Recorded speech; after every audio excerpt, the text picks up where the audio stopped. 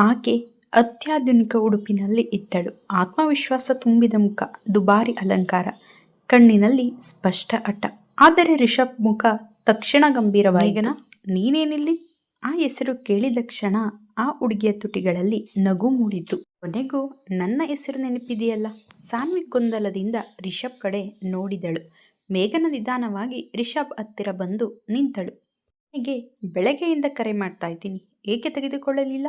ರಿಷಬ್ ಧ್ವನಿ ಗಟ್ಟಿಯಾಯಿತು. ಇಲ್ಲಿ ಯಾಕೆ ಬಂದಿದೀಯಾ?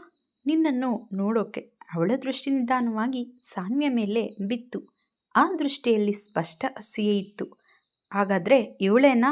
ಸಾನ್ವಿಗೆ ಅಸಹಜವಾಗತೊಡಗಿತು. ಅದೇ ತಕ್ಷಣ ಸಾನ್ವಿಯ ಮುಂದೆ ನಿಂತ. ನೀವ್ಯಾರು ಎಂದು ಗಂಭೀರವಾಗಿ ಕೇಳಿದ. ಮೇಘನ ತುಸು ನಕ್ಕಳು. ನಾನು ರಿಷಬ್ನ ನಿಶ್ಚಿತಾರ್ಥವಾಗಬೇಕಿದ್ದ ಹುಡುಗಿ. ಆ ಮಾತು ಕೇಳಿದ ಕ್ಷಣ ಸಾನ್ವಿಯ ಹೃದಯದೊಳಗೆ ಏನೋ ಒಡೆದಂತಾಯಿತು. ಅವಳ ಮುಖಬಣ್ಣವೇ ಬದಲಾಯಿತು. ಲಲಿತಾ ಮತ್ತು ಶೇಷಾದ್ರಿ ಆಶ್ಚರ್ಯದಿಂದ ರಿಷಬ್ ಕಡೆ ನೋಡಿದರು. ಅಜ್ಜೆ ಮುಖ ಕೋಪದಿಂದ ಕೆಂಪಾಯಿತು. ರಿಷಬ್, ಇದು ಏನು? ರಿಷಬ್ ತಕ್ಷಣ ಎದ್ದು ನಿಂತ. ಅವಳು ಸುಳ್ಳು ಹೇಳ್ತಿದ್ದಾಳೆ. ಸುಳ್ಳ? ಮೇಘನ ಕೋಪದಿಂದ ನಕ್ಕಳು. ಎರಡು ಕುಟುಂಬಗಳು ಮಾತನಾಡಿದುವು ಅನ್ನೋದು ಸುಳ್ಳ? ರಿಷಬ್ ಕಣ್ಣುಗಳಲ್ಲಿ ಕೋಪ ಒತ್ತಿ ಉರಿಯುತ್ತಿತ್ತು. ಇದು ನನ್ನ ನಿರ್ಧಾರ ಆಗಿರಲಿಲ್ಲ, ಆದರೆ ನಾನು ನಿನ್ನನ್ನು ಪ್ರೀತಿಸುತ್ತಿದ್ದೆ. ಅವಳ ಧ್ವನಿ ಮುರಿಯಿತು. ಸಾನ್ವಿ ಅಲ್ಲೇ ನಿಶ್ಚಲಳಾಗಿ ನಿಂತಿದ್ದಳು. ಕೆಲವೇ ಕ್ಷಣಗಳ ಹಿಂದೆ ಸಂತೋಷ ತುಂಬಿದ ಅವಳ ಮನಸ್ಸು ಈಗ ಭಯ ಮತ್ತು ನೋವಿನಿಂದ ತುಂಬಿಕೊಂಡಿತ್ತು. ರಿಷಬ್ ತಕ್ಷಣ ಅವಳತ್ತ ತಿರುಗಿದ. ಸಾನ್ವಿ, ನನ್ನ ಮಾತು ಕೇಳು.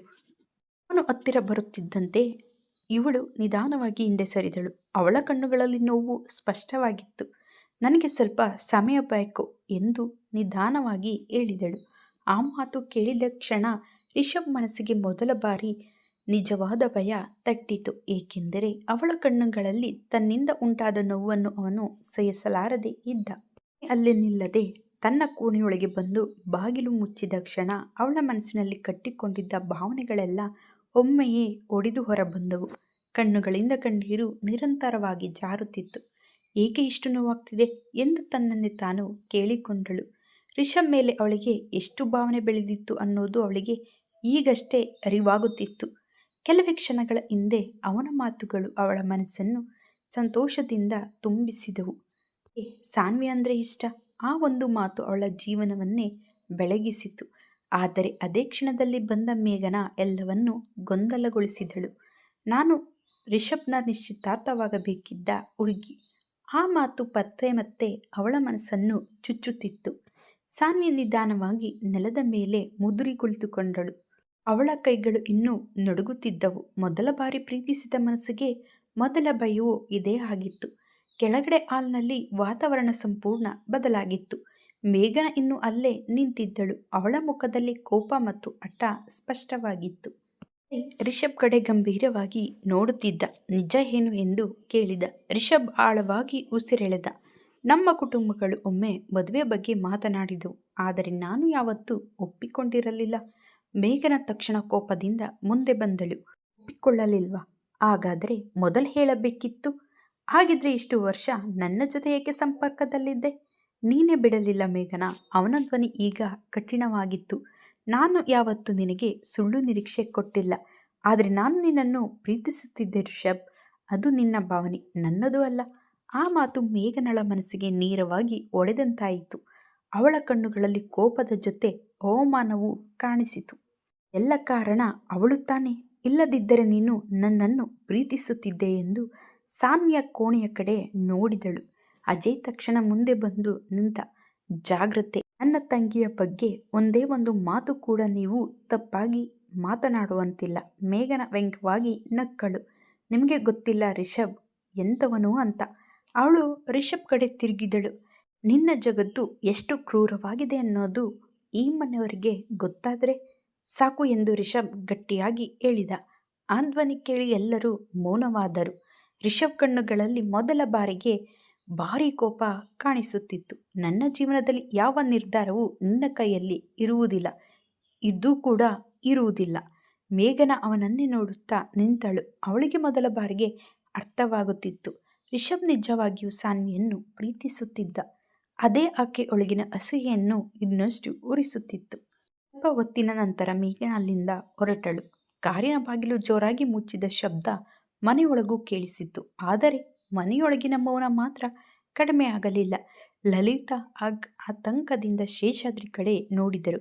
ಇದು ಎಲ್ಲಿಗೆ ಹೋಗಿ ಮುಗಿಯುತ್ತೋ? ಶೇಷಾದ್ರಿ ಮೌನವಾಗಿದ್ದರು. ಅಜಯ್ ರಿಷಬ್ ಕಡೆ ನೋಡಿದ. ನಮ್ಮ ಸಾನ್ವಿ ಇಂಥ ಸಮಸ್ಯೆಗಳ ಮಧ್ಯೆ ಬದುಕೋಕೆ ಆಗಲ್ಲ. ಆ ಮಾತು ರಿಷಬ್ ಮನಸ್ಸಿಗೆ ತಾಕಿತು. ಏಕೆಂದರೆ ಅದೇ ಭಯ ಅವನ ಮನಸ್ಸಿನಲ್ಲೂ ಇತ್ತು. ನಾನು ಅವಳ ಜೀವನಕ್ಕೆ ತೊಂದರೆ ತರಲು ಬಯಸಲ್ಲ ಎಂದನು ನಿಧಾನವಾಗಿ. ಆದರೆ ತೊಂದರೆ ಈಗಾಗಲೇ ಶುರುವಾಗಿದೆ ಎಂದು ಅಜಯ್ ತಕ್ಷಣ ಹೇಳಿದ. ಆ ಮಾತು ಕೇಳಿದ ಕ್ಷಣ ರಿಷಬ್ ಮೌನವಾದ. ಅವನ ಕಣ್ಣುಗಳಲ್ಲಿ ಮೊದಲ ಬಾರಿಗೆ ಅಸಹಾಯಕತೆ ಕಾಣಿಸಿತು. ವ್ಯಾಪಾರದ ಜಗತ್ತಿನಲ್ಲಿ ಯಾವ ಸಮಸ್ಯೆಯನ್ನಾದರೂ ಎದುರಿಸುವ ಧೈರ್ಯ ಇದ್ದವನಿಗೆ ಈಗ ಸಾನ್ವಿಯ ಕಣ್ಣೀರೇ ದೊಡ್ಡ ಭಯವಾಗಿತ್ತು. ಅದೇ ಸಮಯದಲ್ಲಿ ಸಾನ್ವಿ ಎದ್ದು ಕಿಟಕಿ ಹತ್ತಿರ ನಿಂತಿದ್ದಳು. ಹೊರಗೆ ಮತ್ತೆ ಮಳೆ ಶುರುವಾಗಿತ್ತು. ಅವಳ ಮನಸ್ಸು ಗೊಂದಲದಿಂದ ತುಂಬಿಕೊಂಡಿತ್ತು. ಅವರು ನಿಜ ಹೇಳಿದ್ರ ಅಥವಾ ನಾನೇ ತಪ್ಪಾಗಿ ಅರ್ಥ ಮಾಡಿಕೊಂಡೆನಾ? ಅಷ್ಟರಲ್ಲಿ ಬಾಗಿಲು ನಿಧಾನವಾಗಿ ತಟ್ಟಿದ ಶಬ್ದ ಕೇಳಿಸಿತು. ಅವಳು ಕಣ್ಣೀರು ಒರೆಸಿಕೊಂಡು ಬಾಗಿಲು ತೆರೆದಳು. ಹೊರಗೆ ಲಲಿತಾ ನಿಂತಿದ್ದರು. ಅಮ್ಮ. ಲಲಿತಾ ಮಗಳ ಮುಖ ನೋಡಿದರು. ಮನಸ್ಸಿಗೆ ನೋವಾದರೂ ಅವರು ನಿಧಾನವಾಗಿ ಅವಳನ್ನು ಅಪ್ಪಿಕೊಂಡರು. ಅಳ್ಬೇಡ ಕಣೆ. ಆ ಮಾತು ಕೇಳಿದ ಕ್ಷಣ ಸಾನ್ವಿ ಮತ್ತು ಮಗು ಥರ ಅಳೋದಕ್ಕೆ ಶುರು ಮಾಡಿದಳು. ನನಗೆ ಭಯ ಆಗ್ತಿದೆ ಅಮ್ಮ. ಏನಕ್ಕೆ? ಅವರನ್ನು ಕಳೆದುಕೊಳ್ಳೋ ಭಯ. ಲಲಿತಾ ಕೆಲ ಕ್ಷಣ ಮೌನವಾದರು.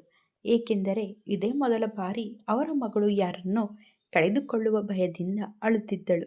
ನೀನು ಅವರನ್ನು ತುಂಬ ಪ್ರೀತಿಸುತ್ತಿದ್ದೀಯಾ ಎಂದು ನಿಧಾನವಾಗಿ ಕೇಳಿದರು. ಸಾನ್ವಿ ಕಣ್ಮುಚ್ಚಿ ತಲೆ ಆಡಿಸಿದಳು. ಅವರನ್ನು ನೋಡಿದರೆ ನನ್ನ ಮನಸ್ಸು ನೆಮ್ಮದಿಯಾಗಿ ಶಾಂತವಾಗಿರುತ್ತೆ ಅಮ್ಮ. ಧ್ವನಿ ತುಂಬ ದುಃಖದಿಂದ ಕೂಡಿತ್ತು. ಆದರೆ ಈಗ ಯಾಕೋ ತುಂಬ ದೂರ ಹೋಗ್ತಿದ್ದಾರೆ ಅನಿಸ್ತಿದೆ. ಲಲಿತಾ ಮಗಳ ಮುಖ ಹಿಡಿದು ನಿಧಾನವಾಗಿ ಹೇಳಿದರು. ನಿಜವಾದ ಪ್ರೀತಿ ಇದ್ದರೆ ಅದು ನಿನ್ನ ಹತ್ತಿರದಿಂದ ಹೋಗಲ್ಲ. ಸಾನ್ವಿ ಮೌನವಾಗಿ ತಾಯಿಯ ಭುಜದ ಮೇಲೆ ತಲೆ ಇಟ್ಟಳು. ಅದೇ ಸಮಯದಲ್ಲಿ ಮನೆಯ ಹೊರಗೆ ರಿಷಬ್ ಇನ್ನೂ ಅಲ್ಲೇ ನಿಂತಿದ್ದ. ಮಳೆ ಅವನ ಮೇಲೆ ಬೀಳುತ್ತಿತ್ತು. ಆದರೂ ಅವನು ಅಲ್ಲಿಂದ ಹೋಗಿರಲಿಲ್ಲ. ಅವನ ದೃಷ್ಟಿ ಮೇಲಿನ ಕಿಟಕಿಯ ಮೇಲೆಯೇ ಇತ್ತು. ಅದೇ ಕಿಟಕಿಯ ಹಿಂದೆ ಸಾನ್ವಿ ನಿಂತಿದ್ದಳು. ಇಬ್ಬರಿಗೂ ಒಬ್ಬರ ನೋವು ಮತ್ತೊಬ್ಬರಿಗೆ ಅರ್ಥವಾಗುತ್ತಿತ್ತು. ಆದರೆ ಮಧ್ಯೆ ಮೂಡಿದ ಗೊಂದಲ ಇಬ್ಬರನ್ನು ದೂರ ನಿಲ್ಲಿಸುತ್ತಿತ್ತು. ಅದರಲ್ಲಿ ಅಜಯ್ ನಿಧಾನವಾಗಿ ಹೊರಗೆ ಬಂದ. ರಿಷಬ್ ಅವನತ್ತ ನೋಡಿದ. ಕೆಲ ಕ್ಷಣ ಇಬ್ಬರ ನಡುವೆ ಮೌನ. ನಂತರ ಅಜಯ್ ನಿಧಾನವಾಗಿ ಕೇಳಿದ, ನಿಜವಾಗಿಯೂ ನೀವು ನನ್ನ ತಂಗಿಯನ್ನು ಪ್ರೀತಿಸುತ್ತಿದ್ದೀರಾ? ರಿಷಬ್ ಯಾವುದೇ ಯೋಚನೆ ಇಲ್ಲದೆ ಉತ್ತರಿಸಿದ, ನನ್ನ ಜೀವಕ್ಕಿಂತ ಹೆಚ್ಚು. ಆ ಮಾತು ಕೇಳಿದ ಕ್ಷಣ ಅಜಯ್ ಕಣ್ಣುಗಳಲ್ಲಿ ಏನೋ ಬದಲಾವಣೆ ಮೂಡಿತು. ಆದರೆ ಅವನು ಇನ್ನೂ ಮೌನವಾಗಿಯೇ ನಿಂತ. ಏಕೆಂದರೆ ಒಬ್ಬ ಅಣ್ಣನ ಮನಸ್ಸು ಇನ್ನೂ ತನ್ನ ತಂಗಿಯ ಭವಿಷ್ಯದ ಬಗ್ಗೆ ಎದುರುತ್ತಿತ್ತು. ಈ ವಿಡಿಯೋ ಇಷ್ಟವಾಗಿದ್ದಲ್ಲಿ ನಮ್ಮ ಚಾನಲ್ಗೆ ಲೈಕ್ ಮಾಡಿ, ಸಬ್ಸ್ಕ್ರೈಬ್ ಮಾಡಿ. ಧನ್ಯವಾದಗಳು.